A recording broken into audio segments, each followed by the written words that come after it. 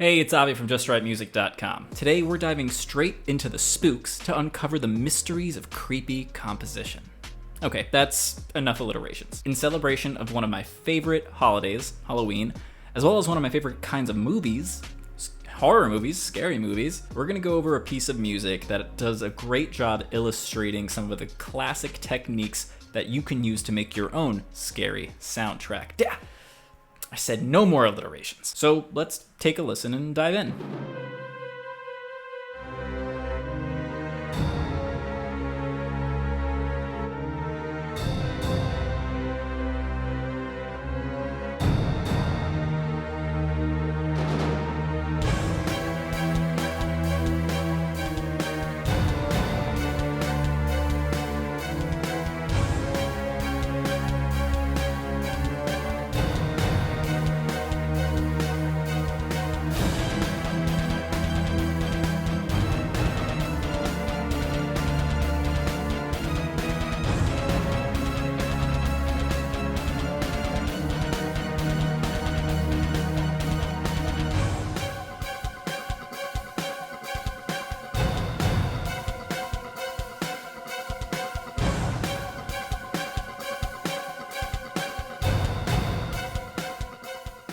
Okay, the first thing I want to talk about when it comes to creating our own creepiness, creepy feelies in our own music is dissonance. Dissonance and harmony in general is a powerful tool for us to help convey what we want the listener to feel. Dissonance is the counterpart to consonance. Now, on their own, consonance will sound good or harmonious, and dissonance will sound bad or crunchy or spicy. The food analogies actually help way more than you think they do. Now, a consonance and a dissonance need at least two notes being played together in order for there to be a thing, in order for something to happen, because one note on its own is just one note. It's the distance between those notes that constitutes whether or not a certain harmony or an interval is a consonance or a dissonance. For our purposes, we can use dissonance, that crunchy, spicy stuff, to create that creepy, unsettling, scary feeling that we're going after this Halloween. Let's take a look at that example. In the very beginning, we're opening up with a pair of alternating minor seconds.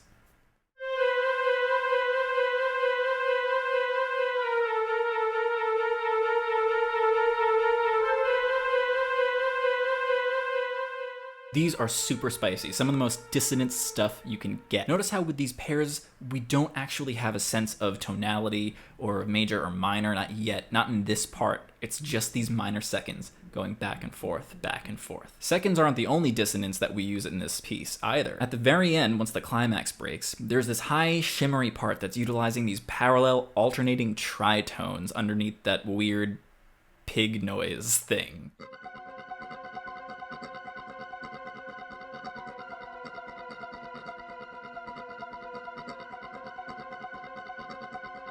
Now, a tritone is an especially crunchy, spicy boy. A tritone constitutes a flat fifth in terms of intervals, and this happens naturally in both the major and minor scales, and other scales too. This flat or diminished fifth is so unstable and is so spicy that we really don't hear it a lot in like popular music or anything like that, but for our purposes, that dissonance, that instability becomes super useful. Okay, that was dissonance. Next up, let's talk about articulations. An articulation is a technique that alters the way a specific instrument is played. For example, that guitar part that comes in at the climax of the piece, that is all palm muted.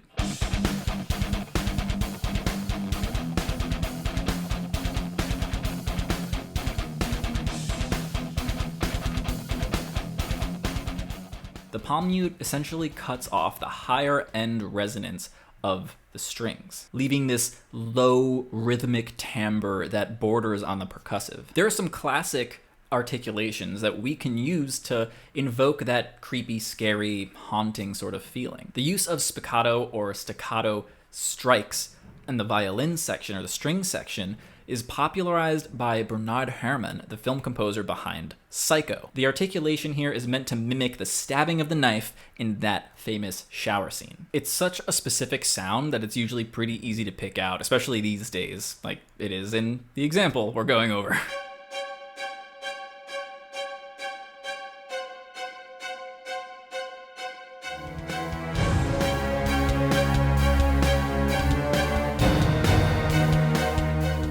There's plenty of other articulations that we can use, particularly among string sections. For example, there is col legno battuto or col legno tratto, when you use the wood end of the bow rather than the strings, like the hairs of the bow, to go against the string. We can also use harmonics and pizzicato when you pluck the string with your finger to create some really cool articulations. All of these can be used successfully to create creep. Okay, so that's articulations.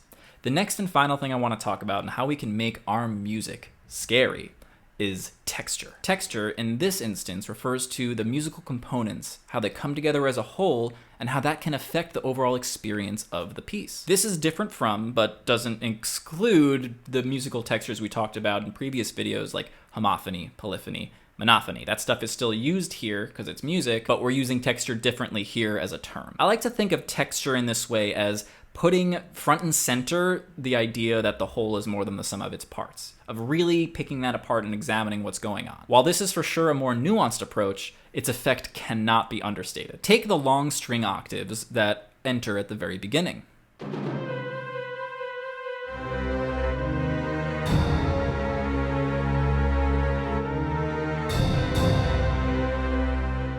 It's juxtaposed by the higher pitch and faster rhythms of the wind section. There's a balance to it, but it still feels a little bit unnerving or unsettling because of the harmonic content. Combined with the percussion hits, this rhythmic and timbral palette fills up the space without making things feel too crowded. Then the drums enter, immediately creating momentum. At the same time, the spiccato psycho strings come in, adding their own manic character. A conflict is created between the slowness and presence of the low strings, the drums and the woodwinds that are pushing the momentum forward, and the high psycho strings stabbing our brain. Momentum is immensely important here and elsewhere because it's setting the pace of what's happening in the music now, as well as what our ears are going to expect in the future. Once the guitars come in, synced up with the kick drum and those sped up ostinato psycho strings, we are fully in the climax of this piece.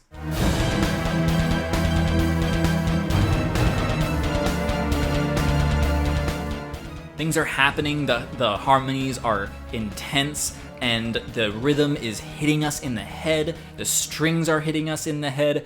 We are uncomfortable. We don't know what's happening next. It's also pretty heavy, and I'm a bit of a metalhead, so there's that. Before we know it, it's taken from us.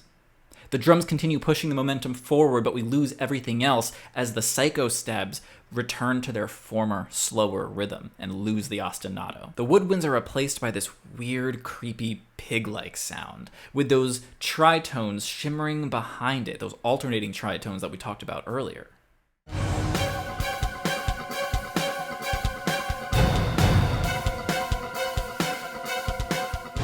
It makes us feel like we don't know what's going on, especially that pig noise thing. That's weird. And it feels unsettling. It feels like we are unsure of what could possibly be done to us in the future. And then we're just left with that feeling as the piece fades away. This is a great example of how texture and atmosphere are inextricably linked. Certain textures will work for certain atmospheres and vice versa. In this case, the texture keeps evolving. It stays connected to the material that came before while pushing us and making us feel awkward and uncomfortable in the moment as everything evolves and changes. There are some instruments that are kept throughout the whole thing for continuity's sake, namely the strings and the drums. All right, so that's how we can use texture to bring all these different parts together and give us that full, unsettled, creepy feeling. Cool, that's it. That's all I have for you today. This was a really fun video for me to do. As I mentioned, I love horror movies, and at one point I really wanted to be a horror film scorer. What's your take on these techniques? Did you find anything that you might want to try out? Or maybe you were just like, hey man, these were obvious. These were obvious, Avi. Let me know in the comments. Now that we have some fun techniques to make our music scary, let's fine-tune those melodies. That's why I want to tell you about my free guide, 7 Ways to Write a More Effective Melody. Inside, you'll find 7 super actionable tips that you can use to make sure that your melody is the very best it could possibly be. Or in this case, the creepiest.